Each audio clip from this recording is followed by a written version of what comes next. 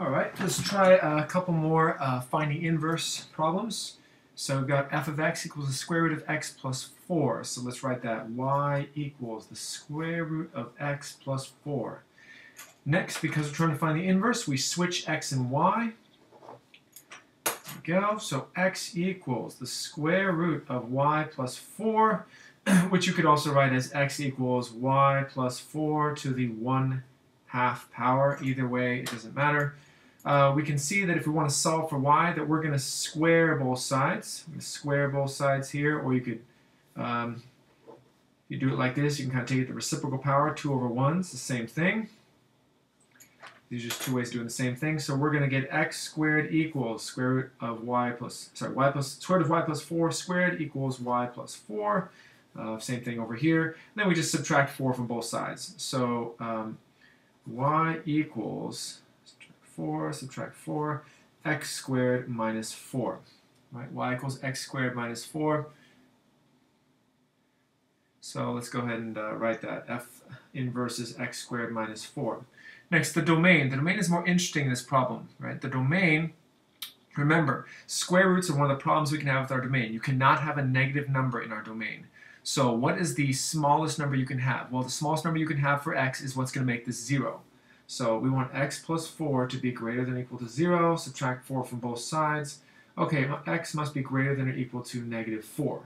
Right? That makes sense because if x was negative 4 plus 4, you would have a 0. Anything less than that, you're going to get a negative inside here, which you don't want. So x is going to be greater than or equal to negative 4. All right, remember the domain is going to become the range here. All you got to do is switch the letters. So y is greater than or equal to negative 4. Right, which makes sense because you're subtracting 4 over here, right? It's going to be everything. If you just think about this, this is going to be a parabola, 1, 2, 3, 4, shifted down 4 like that. So that makes sense that the range should be everything above 4.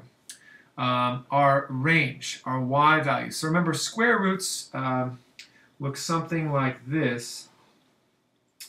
It's going to be 1, 2, 3, 4. They're going to come and they're going to kind of rise up. That's the general shape, like that. So our y value is everything greater than or equal to 0. That's our range, greater than or equal to 0. So y is greater than or equal to 0, which means if we transfer that over here, just change the variable, x is greater than or equal to 0. Okay, that was one. Let's try one more square root problem.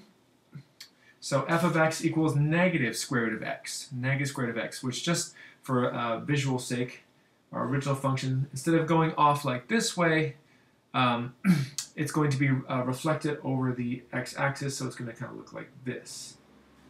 All right, so our domain. Remember, our domain, x must be, we don't have anything in here, so x just has to be greater than or equal to 0. That makes sense. It can be 0, it can be 1, it can be 2, but if you put a negative 1 inside here, something less than or equal, less than 0, you can't do that. All right? Our range, as we can see from our picture, because we have this negative here, it's going to be reflected over the x-axis. So instead of being everything greater than or equal to 0, y is going to be everything less than or equal to 0. So y is less than or equal to 0.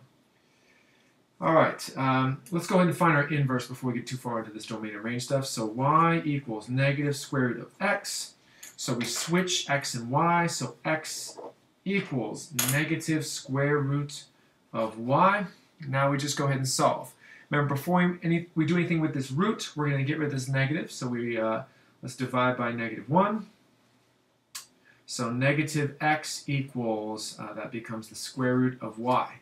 And again, you could write that negative x equals y to the 1/2. Same thing. So let's work with this one for a change. So we're going to take everything to the reciprocal power, 2 over 1. 2 over 1. Now we don't need to put plus or minus here because we're just squaring both sides, not square rooting. Be careful. So this makes it y to the 1, or just y, equals negative x squared. Negative x times negative x. Negative times a negative is going to make a positive x squared.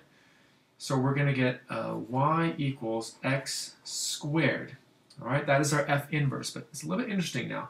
So f inverse equals x squared. Now, let's think about our domain and range. Let's transfer this over. So our domain, let's transfer this over here. So y is going to be greater than or equal to 0. And our range, transfer this over here, it's going to be x is less than or equal to 0. So what's going on? And we're going to talk a little bit about this in a later video, but it says y equals x squared, but it's not going to be a full parabola. So if we draw y equals x squared, it would look something like this.